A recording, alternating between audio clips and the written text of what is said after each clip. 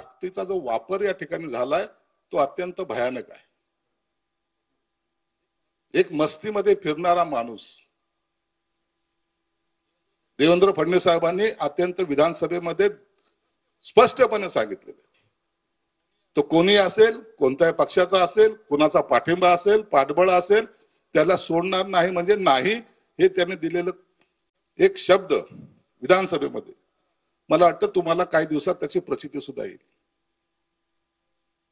हा देशमुखावर झालेला अन्याय नाही किंवा त्याचा झालेला खून नाहीये, तर हे जे सरपंच सर्व आलेत बाहेर गावचे, यांच्या मनामध्ये ती दहशत निर्माण झाली। आता हे लोन सगळीकडे चालायला लागेल, म्हणून आताच त्या आरोपीला शिक्षा झाली पाहिजे या मताचे आम्ही आहोत। मी मागच्या घटनेमध्ये सुद्धा सांगितलं होतं, बदलापूरच्या घटनेतही सांगितलं होतं की अशा ज्या काही प्रवृत्ती असतात ना, त्यांना दिवसा ढावळ्या जरी मारलं तरी लोक त्याच्याबरोबर पेढे वाटतील, काही नाराज होणार नाही। आणि म्हणून आज आपण यांना न्याय द्यायच्या भूमिकेत असलं पाहिजे। कोण कोणत्या पक्षाचा, कोण कोणत्या जाती धर्माचा, कोणाची चलती हे कोणाची नाही चलती, हा विरोधी का सत्ताधारी, हा विषय आपल्या समोर नाही।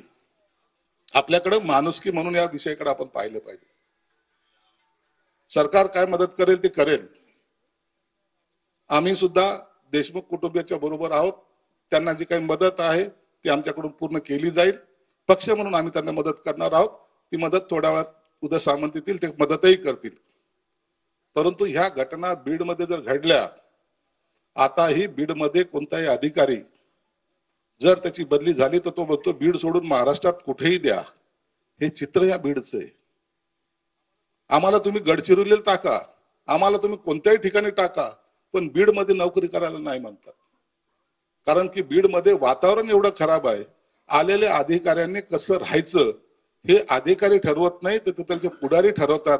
असं जे काही चित्र निर्माण झालंय ते बीडसाठी चांगलं नाहीये।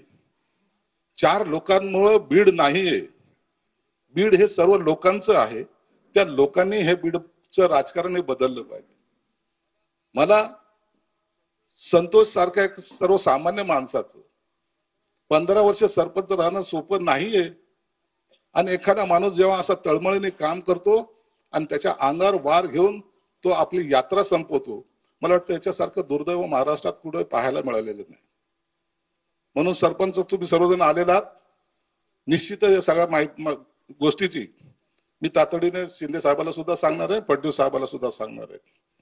अजित दादा आले, त्यांना सुद्धा याची सगळी जाणीव झालेली आहे। एक लक्षात तुम्हाला सर्वांना माहित आहे, शिंदे साहेबाला आम्ही जे काही सांगू ते प्रामाणिकपणे सांगू, त्याच्यामध्ये कुठेही फेरबदल होणार नाही।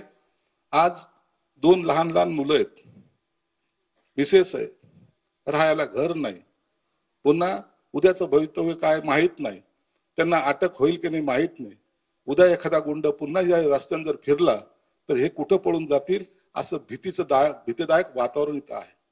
तुम्ही आम्ही किती दिवस इथं थांबणार आहोत?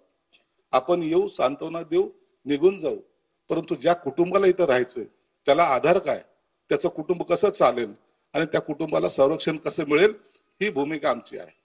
म्हणून आरोपीला अटक ही केल्याच जाणार।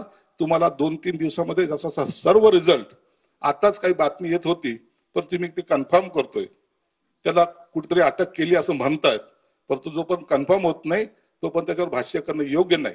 परंतु या 2-3 दिवसामध्ये आरोपीला अटक ही केलीच जाईल। कोणत्याही परिस्थितीमध्ये कोणत्याही आरोपीला माफ केल्या जाणार नाही, ही सरकारची भूमिका आहे। म्हणून तुम्ही निश्चिंत राहा। झालेली घटना ही आपण आता दुर्दैवी आहे, संतोषला आपण वापस आणू शकत नाही, परंतु निश्चित त्याच्या आत्म्याला शांती मिळण्यासाठी त्याच्यावर केलेला, ज्यांनी वार केलाय त्याला फाशीच्या तख्त्यावर जर घेऊन जायचं काम हे सरकार निश्चित करेल, एवढं मात्र तुम्हाला आश्वासित करतो। त्यांच्या कुटुंबियाला सुद्धा सांगेल की तुम्ही एकटे नाहीत। आता हा जनरेटर जो आहे तुमच्या बरोबर यासाठी उभा आहे की घटना ही चुकीची घडलेली आहे। जर संतोष कशा प्रकरणात असता, संतोषने जर काही चुकीचं काम केलं असतं, संतोष जर इतर काही गोष्टीमध्ये अडकला असता तर हे लोक इथं थांबले नसते। या लोकांनी म्हणलं असतं संतोषही असाच होता, परंतु संतोष बद्दलची आज जी सहानुभूती आहे, त्याचं असलेलं राजकारण, त्या ज्या पद्धतीने त्याने केलंय ते पाहता संतोष सारखा सरपंच हा सुदैवाने मिळतो। परंतु काही लोकांना तो खटकल्यामुळं त्याचा झालेला अंत हा शिवसेना पक्षाच्या तर्फे मी त्यांना भावपूर्ण आदरांजली तर वाहतोच, परंतु त्याच्या कुटुंबाला दिलासा द्यायचं काम आमचा पक्ष सुद्धा करेल आणि सरकारची भूमिका जी आहे ती त्या आरोपीला अटक करण्याची आहे. त्याचा तुम्हाला प्रत्यय सुद्धा या 2-3 दिवसात येईल. पुन्हा एकदा आपण सर्वजण या अन्यायाला कधीही थांबवू नका, त्याला दाबण्याचा प्रयत्न करू नका. जर काही घडलं नाही, आरोपीला अटक नाही झाली, तर आम्ही स्वतः सरकार म्हणून आम्ही तुमच्या सोबत